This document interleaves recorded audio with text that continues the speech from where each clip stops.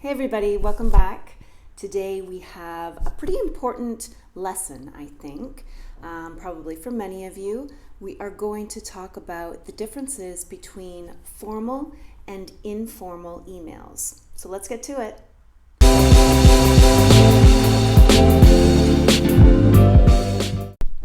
All right, so in this lesson, we are going to look at a few different aspects of an email, including introductions, phrasal verbs and abbreviations, keywords, formal versus informal, closing statements, and final closings. Okay, so let's start off with our introductions. And we kind of have like three different variations. We have our super informal, our semi-formal, and then our formal. So our informal introductions would simply just be something like hi or hey. Those are really informal, and you would use those if you're messaging a friend or a colleague that you are really informal with. The next introductions, I consider them a little more semi-formal because they aren't super formal, but they aren't super informal either. And those are introductions like hello, good morning, good afternoon, good evening. So these we would consider semi-formal. So let's talk about our formal introductions, and we have two different ways of looking at this. One where we do not know the person's name that we're emailing, and the other when we do know the person's name. So if we don't know the person's name, then we can use something like Dear Sir or Madam, or we could also use To Whom It May Concern. If we do know the person's name, then we have, again, two options. We can say either Dear and then their first name and last name. For example, Dear Natalie Smith. And if we want to be even a little more formal, then we would use Dear Mr., Miss, Mrs., or Ms., and then their surname. So, Dear Ms. Smith, for example. So before we move on, we need to clarify the differences between Mr., Miss, Mrs., and Ms. So for Mr., I think we all know that we use that one for a man. And then we have three options for women. We have Miss, Ms., and Mrs. So if we look at Miss, normally we would use this for a young girl and maximum age more or less between 25 and 30. And she is unmarried. And then we have Mrs., and this is when we know for sure that the woman is married.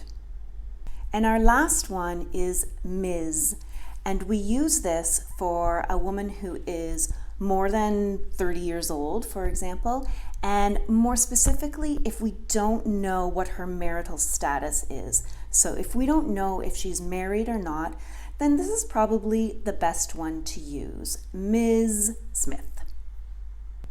Now, all of these titles, Mr., Miss, Ms., Mrs., they're kind of getting to be a little old-fashioned.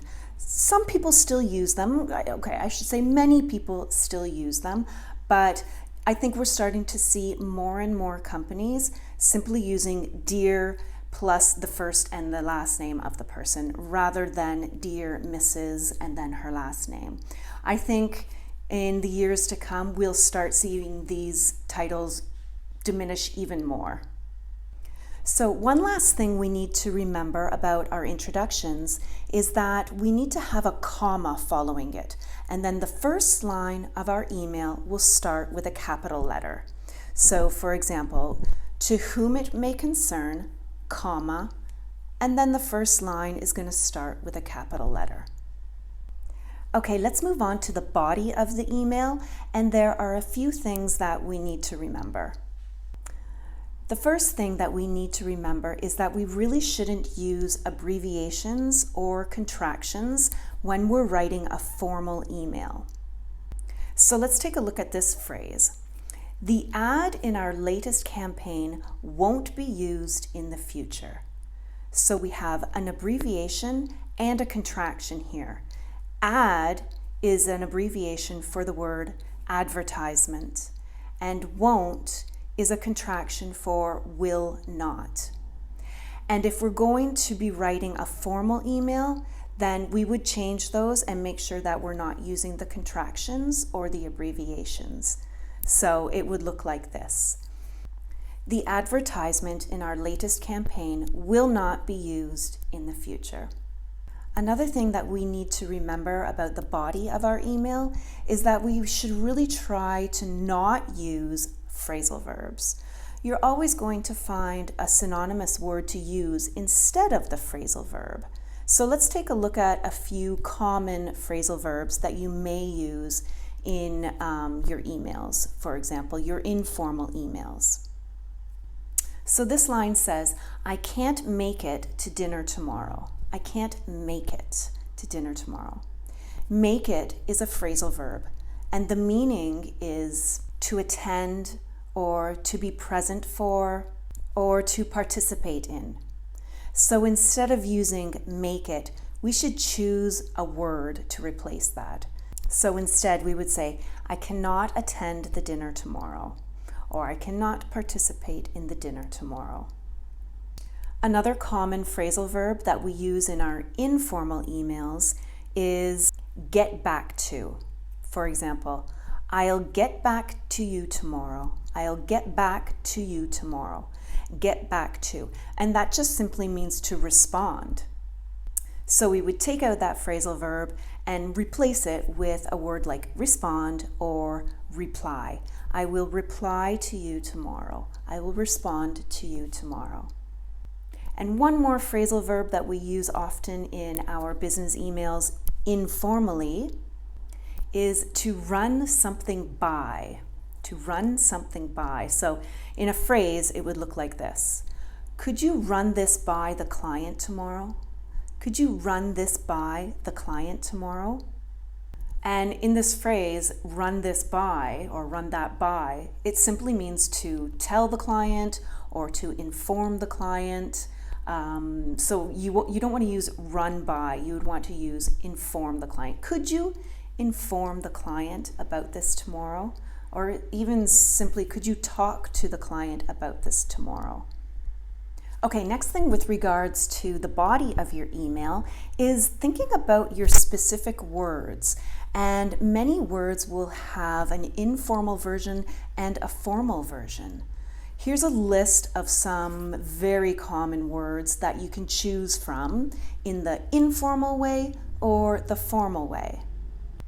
Can or could, thanks versus thank you, need or require, ask or inquire, give or provide, get or receive.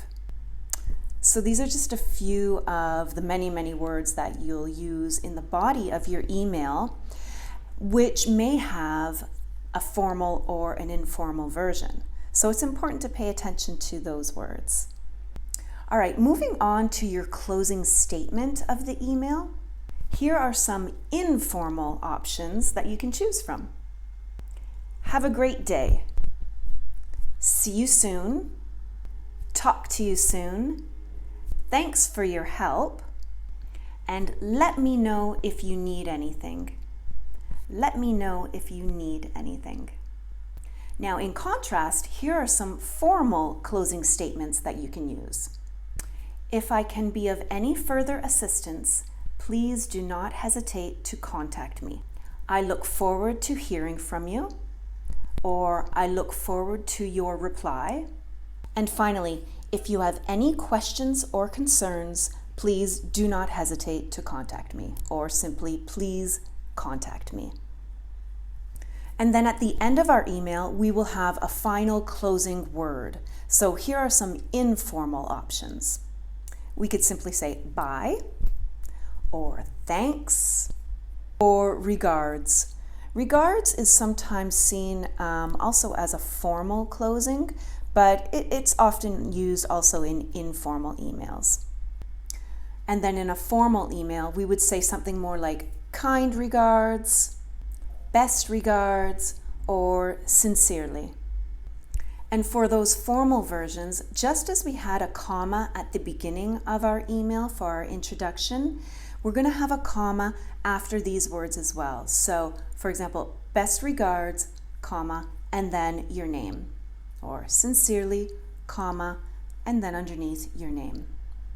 Now, I'm going to show you 2 examples of informal emails, and then we're going to transform them into a formal version. So the first email is this.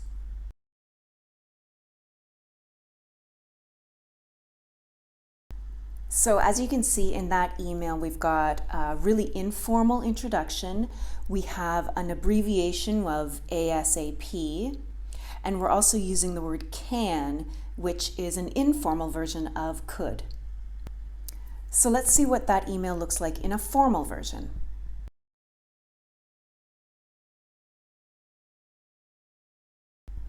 So in this case, our introduction is much more formal with Dear Mr. Smith. We've changed ASAP to at your earliest convenience. And then we've changed some of the words, like instead of got, we've used received. Instead of will you, we use would you. So these are all just examples of when you need to change the informal words into formal words. Okay, let's look at another comparison. Here's our informal email.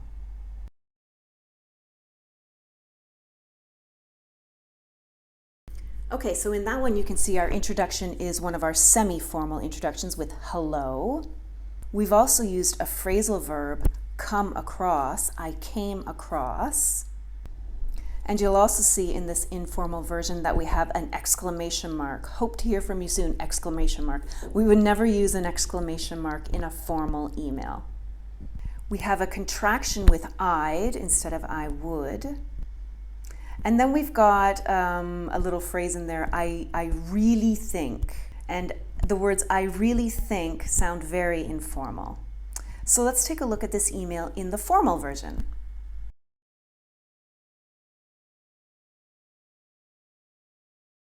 So you can see that we changed I came across, which was our phrasal verb, we changed that to with reference to. We've also spelt the word out advertisement instead of saying ad. And then we have a nicer closing with I look forward to hearing from you.